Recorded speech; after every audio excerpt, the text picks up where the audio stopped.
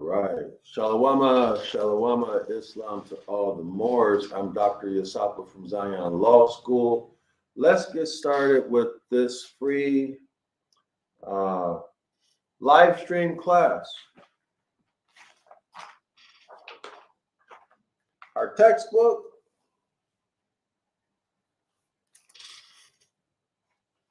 The Gospel and the Zodiac, The Secret Truth About JC the Christ Figure. This is by Bill Darrell-El, the Reverend Bill Darrell-El. Y'all see it?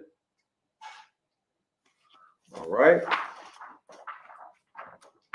So we're in Pisces. Let's get going, okay? As a matter of fact, let me, I set this up so that I can show the PDF. Give me 1 second, okay, y'all? Let me pull it up. Slides. Share screen, yeah. Give me 1 second. Let's see if that's how to do it. All right, let me check the signal and then we'll get started, all right? Let me see if we have a signal. All right, we in business. Let me check the signal and then we'll get started, all right? Let me see if we have a signal. All right, we are in business, y'all. Okay, let's go. Let's do it. Here we are. We are on page 200 and I think 7. Yeah, page 207. I'm very happy about this. Let's see how it goes. Y'all tell me if y'all like it better like this, all right? Okay, 207, the last paragraph down. So this is a follow on. I'm not going to talk about what we did in the last video because I tend to go off on a tangent for 15, 20 minutes. So if y'all want that content, go back and watch the video, the presentation before this one, sequentially before this one, okay? The one right before this one. I think I think the one you need to watch is, well, watch them all. I mean, this is only number 5, right? So watch all 5 of them. Page 207.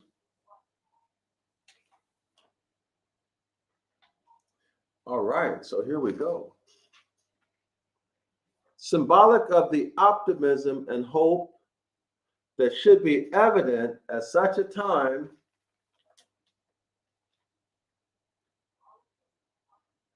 is the Jupiter rulership of Pisces. We have already explored the symbolism of this planet, that is of Jupiter, in relation to Sagittarius, where generosity, magnanimity. So these are the characteristics or energetic characteristics of the planet Jupiter. Generosity, magnanimity, what else do they have? And dignity of Jupiter, okay, finds their most convenient expression. In other words, in Sagittarius, you see a strong or intense energy of generosity, magnanimity, and dignity in Sagittarius, okay, y'all? Now, y'all know that sounds conflicting, right? Sounds conflicting. But we need to go through it. We need to research all of this stuff independently.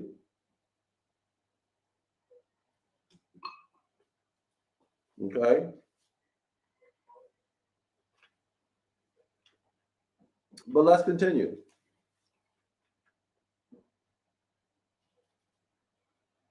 The Jupiter energy of Pisces, or the Jupiter of Pisces, however, is not so extroverted. In other words, those same energetic qualities, generosity, magnanimity, and dignity, those energies are less intense. They're weak. Okay? Weak in Pisces. So Jupiter has a very weak influence, weak energy, although it is said to rule Pisces. All right, I hope it's clear. I think that should be very clear. That's not complicated at all. Okay, so let's continue. The Jupiter of Pisces, however, is not so extroverted, not so powerful. It's weak. But it is no less honorable, compassionate, or kind. So Jupiter energy is also honorable, compassionate, or compassion and kindness, right? Okay, so they're trying to soften up Pisces, y'all. That's what they're doing. Soften up Pisces, because Pisces, without Jupiter and without Joseph, is extremely toxic, right? Nuclear waste toxic, okay? So let's continue. Jupiter or Jupiterian expansiveness echoes the genuine humanitarian quality of Pisces. So all of this is to soften up Christianity, y'all. This is all to soften up Christianity. They have a horrible, horrible history of murder, betrayal, duplicity, all of the Piscean energy. They did it to the max. Murder, lying, stealing, tricking people. For example, the doctrine of discovery. They never kept true to a treaty. Whenever they found something of value, they come in and take it with their soldiers, kill people, poison water, kill off animals to starve people. Just extreme cruelty. Extreme cruelty. Not just once or twice, but consistently, since the Catholic Church has been in power. And all of their organizations, their religions, their nation states, all of them show the same greed, destructiveness, and cruelty. Okay? The animalistic behavior and duplicity, right? And they're so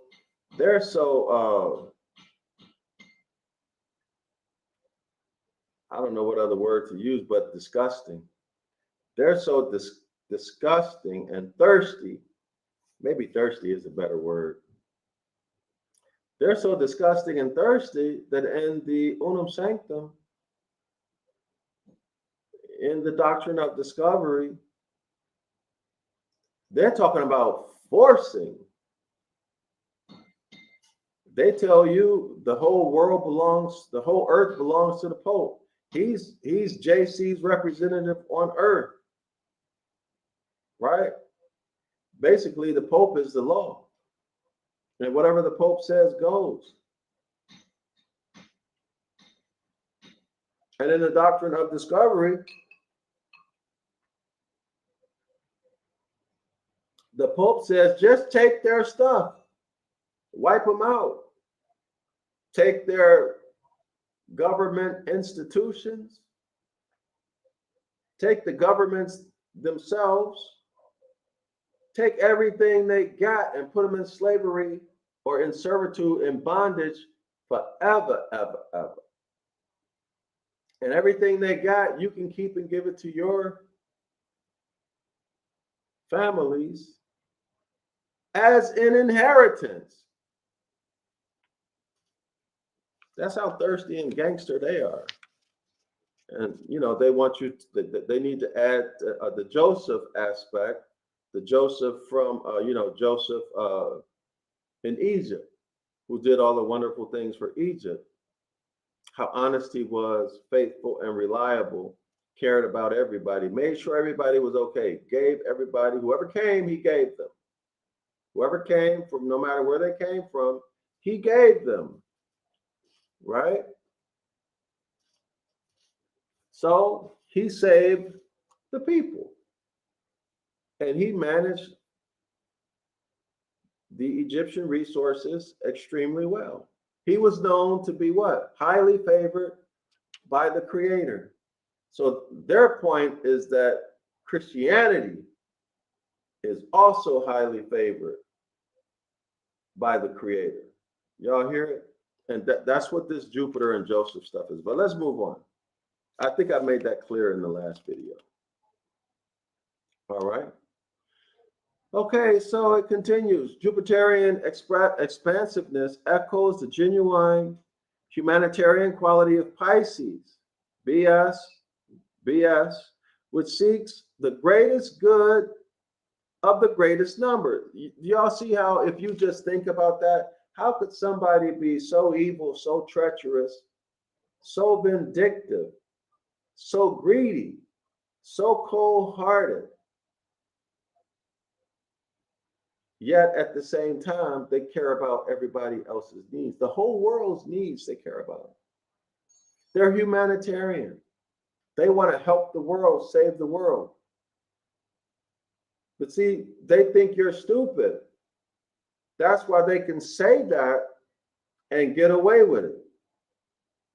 Yeah, because you may know the history, or you see what they're doing right now. The murder, the wars, all of this duplicity, cheating, lying, violence, just outright cruel. But yet, y'all, most people will believe that they're also humanitarian at heart, that they want to help people.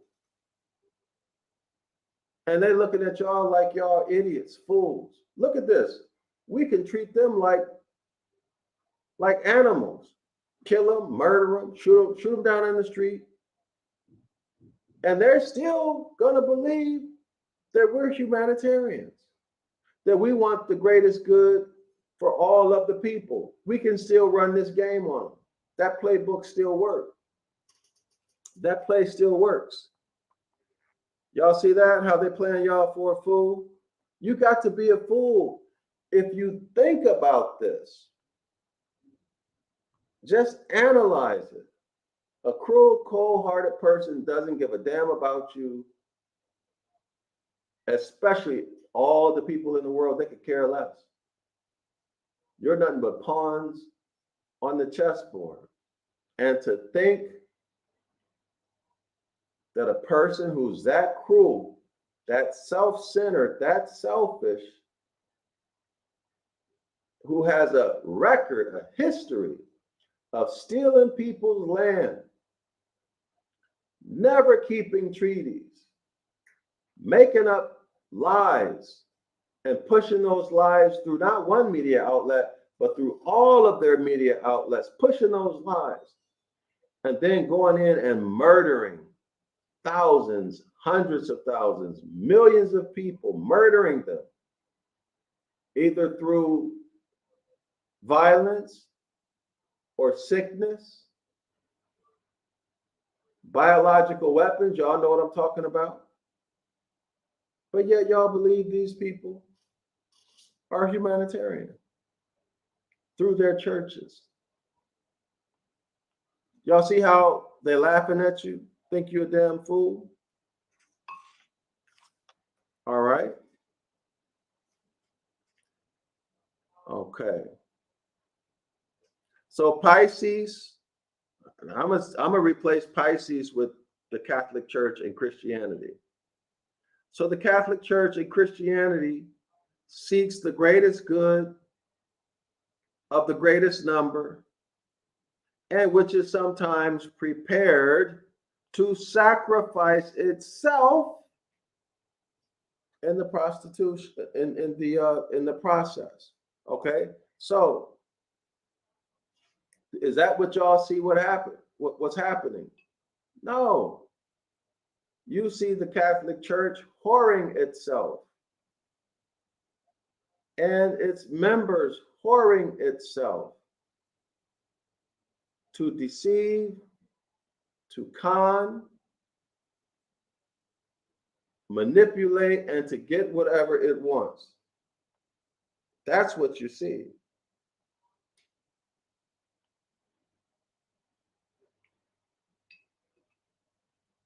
All right. When I was in religion, they called the Catholic Church the what's the whore, the prostitute, Babylon the Great. That was their doctrine. They looked at Babylon the Great as being the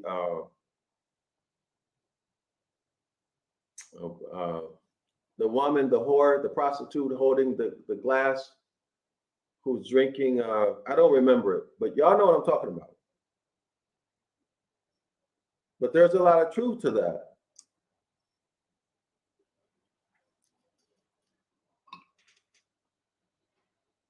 I'm hungry, y'all.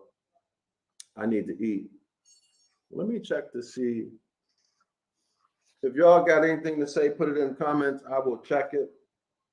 Let me see. In one moment. Also, like and share the video. Ginger Jimmy, Shalawama, Germ, Shalawama, Islam, Moors, Islam to all of the families, the nations in the House of Yasharala, all Moors, Genesis chapter 2. All right, y'all, let's continue. Give me 1 second.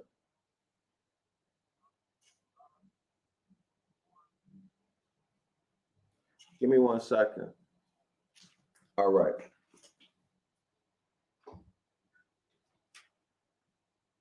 Okay. So here we are. So have y'all ever seen the Catholic Church sacrifice itself? I've never seen it. Where is the reclamation of our land? Okay. Where's the push in media about our status? Okay. Where's that push? Where's the push about our nationality? Where's the push to stop hitting us with these bills of attainders, to stop the cheating?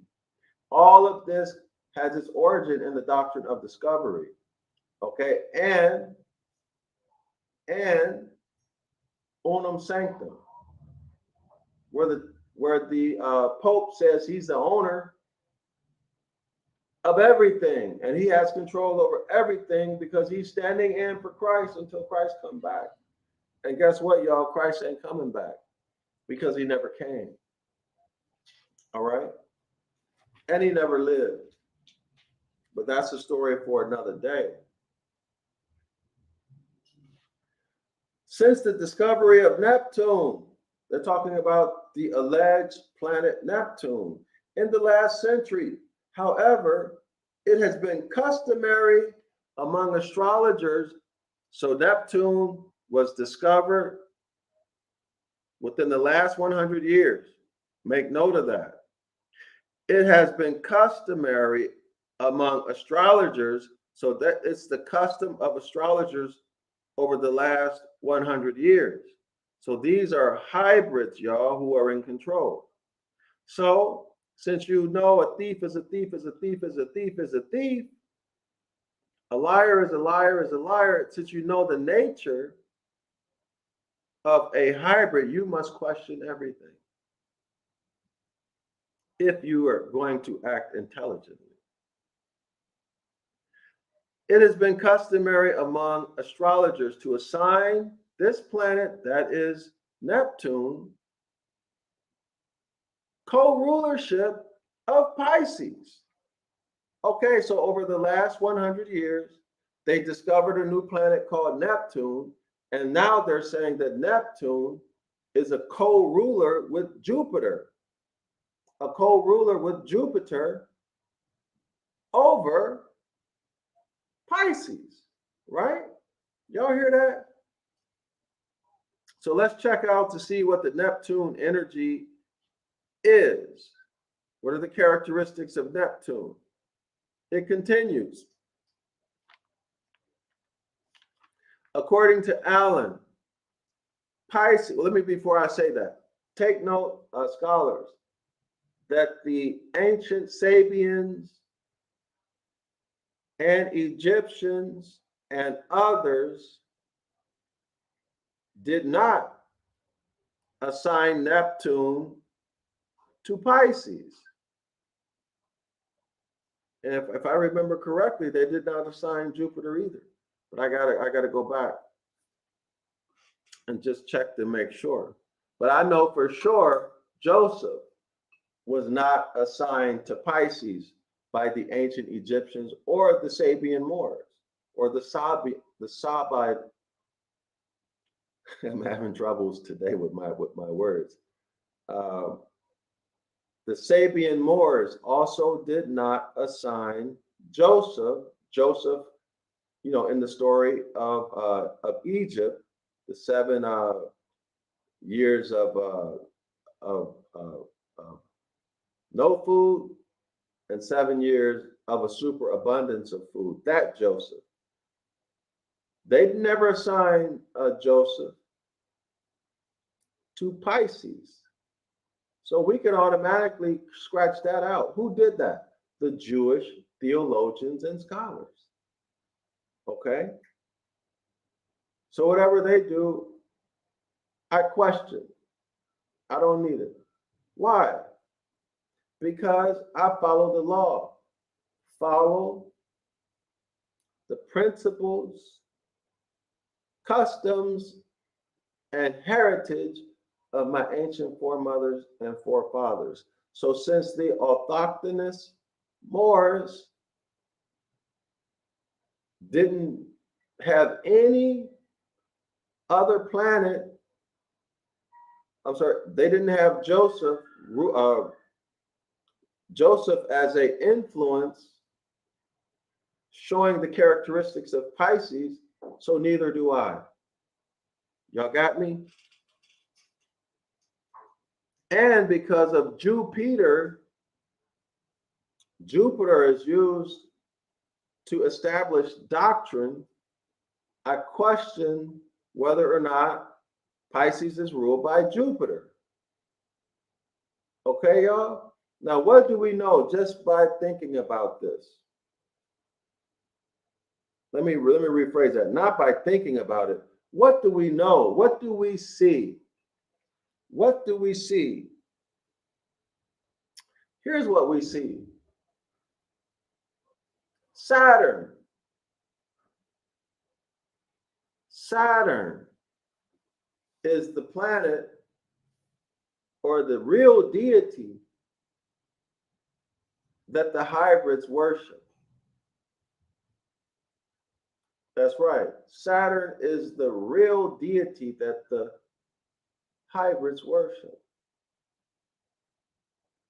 So I would suspect that Saturn, I don't have any evidence for this. I'm just telling you all what I suspect because I can look and see and make a determination. Okay? Piscean energy is very negative. Saturn is very negative, in fact, cruel.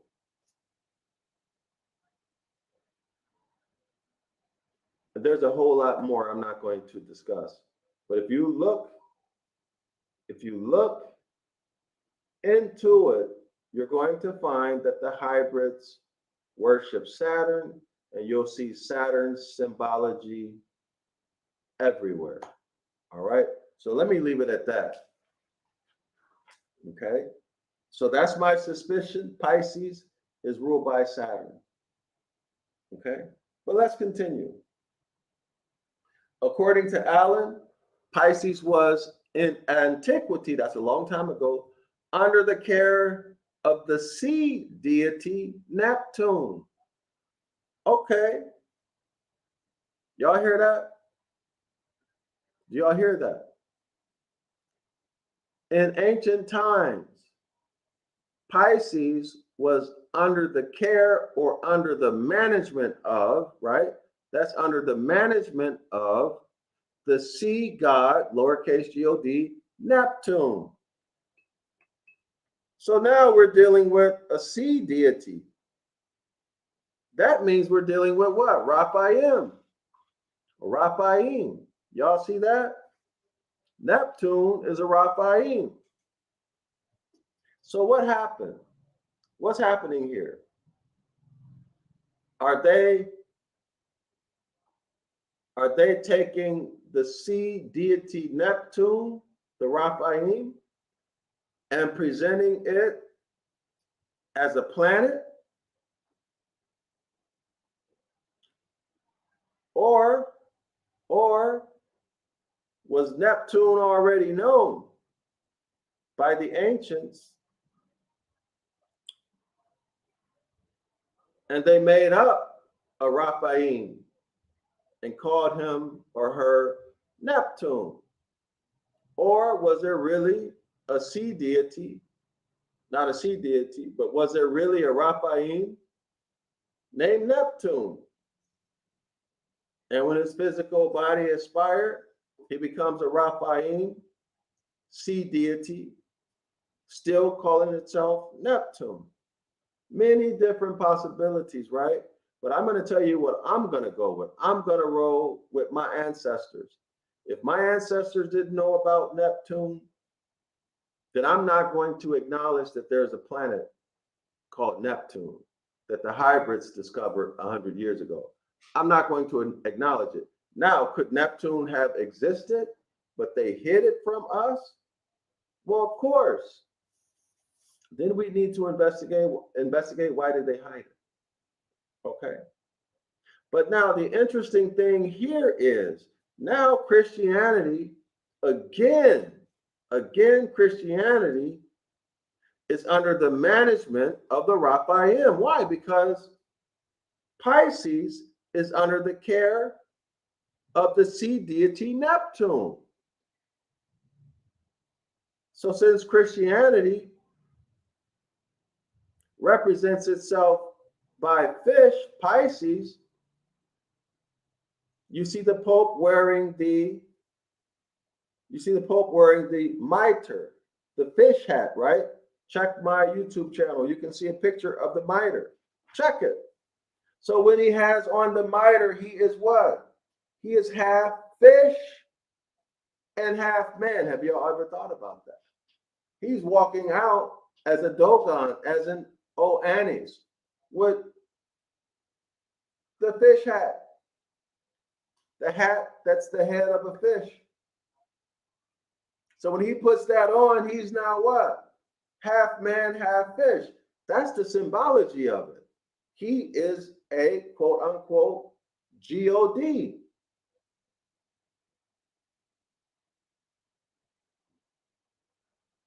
Y'all got that? He puts on that mitre, that mitri, the hat, and now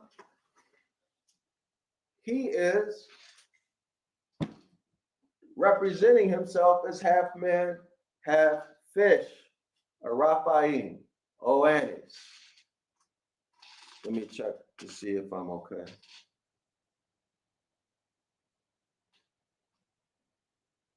Give me 1 second, y'all. I need to check the stream.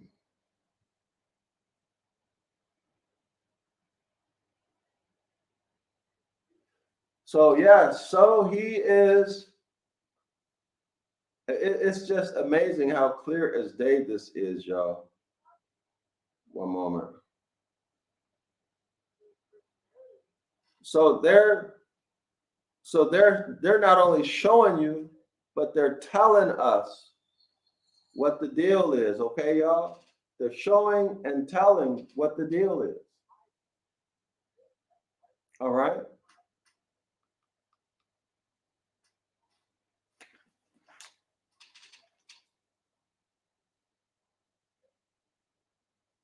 So when you sing these Christian praise songs, when you sit up there in your camp, your Hebrew Israelite camp, your Christian church, I want you to think about that. All right? I want you to think about what you're doing. When you look at your leaders, camp leaders, elders, etc., when they have that mitri on, I want you to just think about that mitri, that mitre. He is presenting himself as a Dogon, as a Oannes.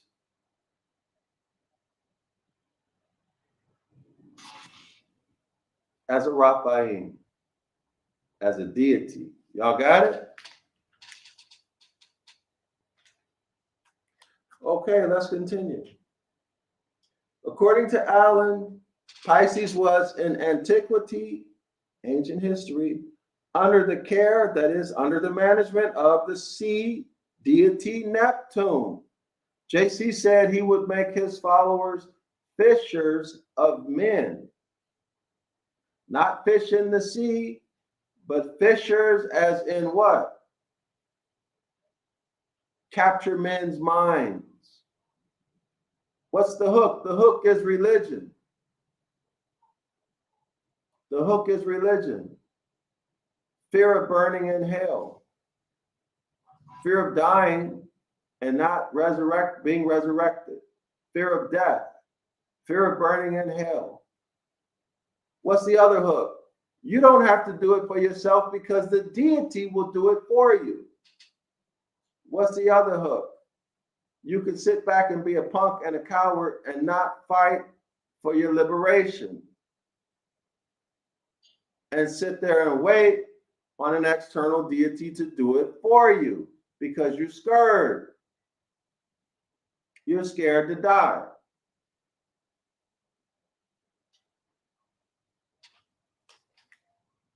That's the hook. You ain't got to do it. The deity will do it. Okay? And if you don't accept this doctrine, you're going to go burn in hell. See? Make you fishers of men. You need a hook when you catch fish, or you need a net. Right? So there's the hook and there's the net. All right?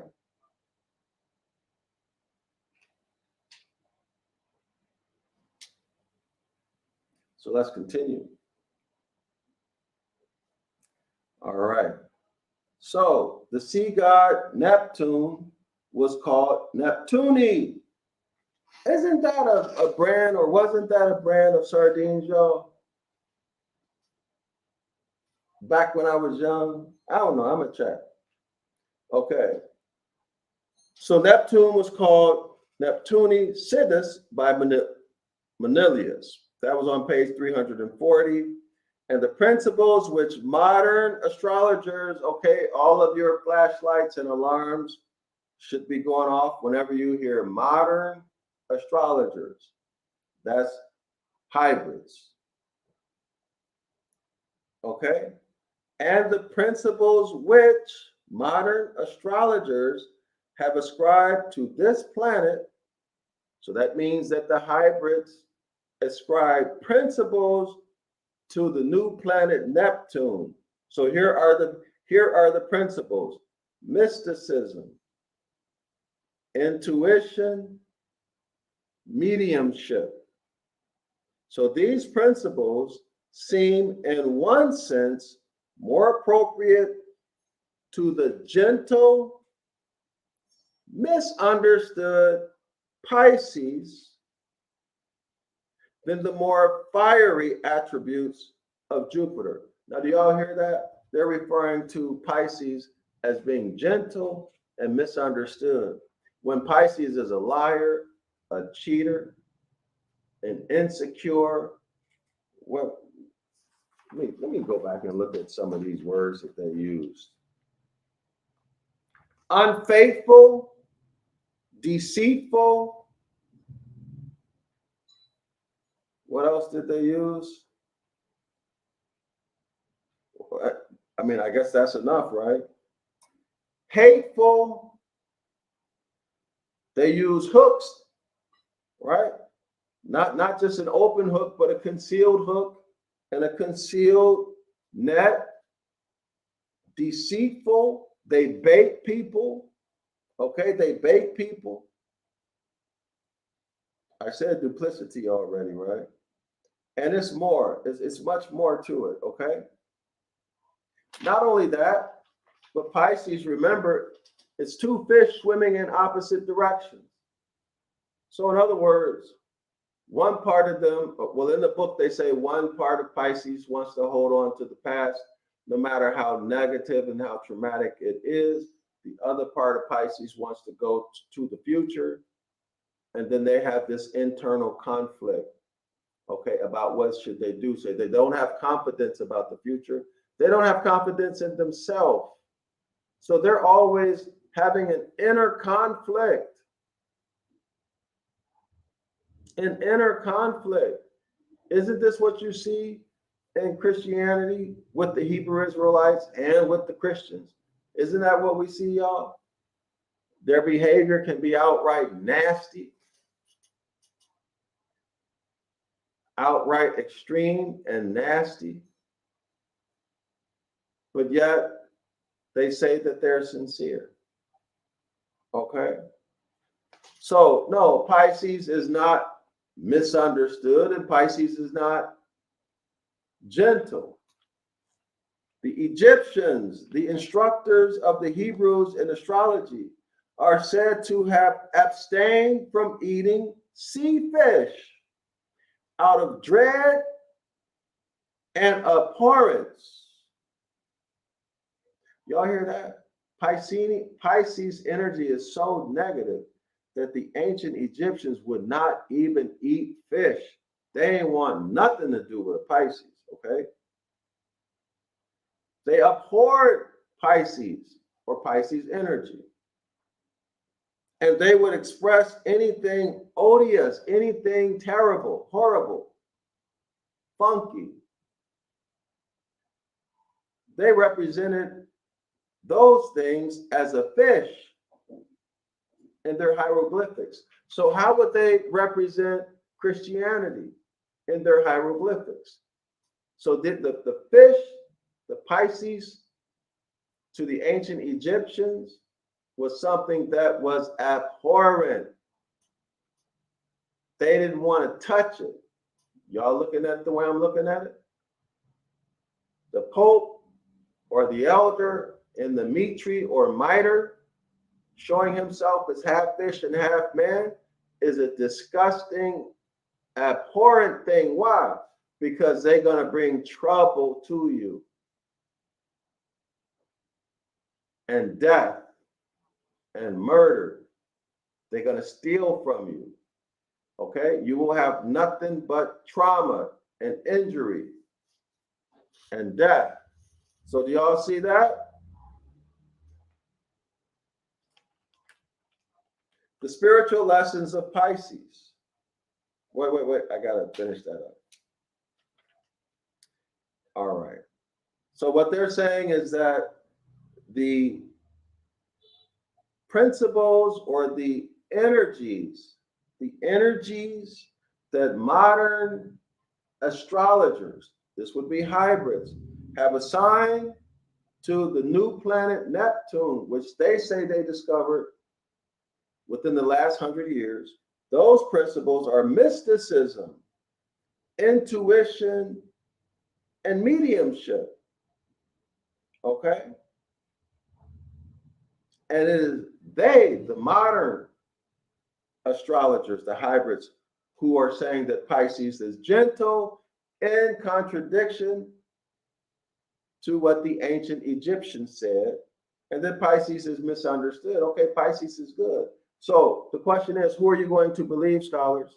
Are you going to believe the ancient Egyptians, who are masters and the instructors of the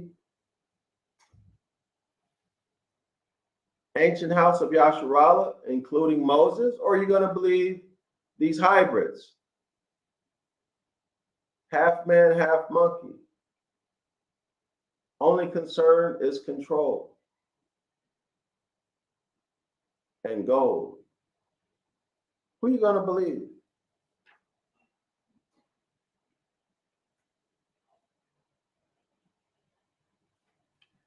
But this sign, that's Pisces, is bicorporal after all.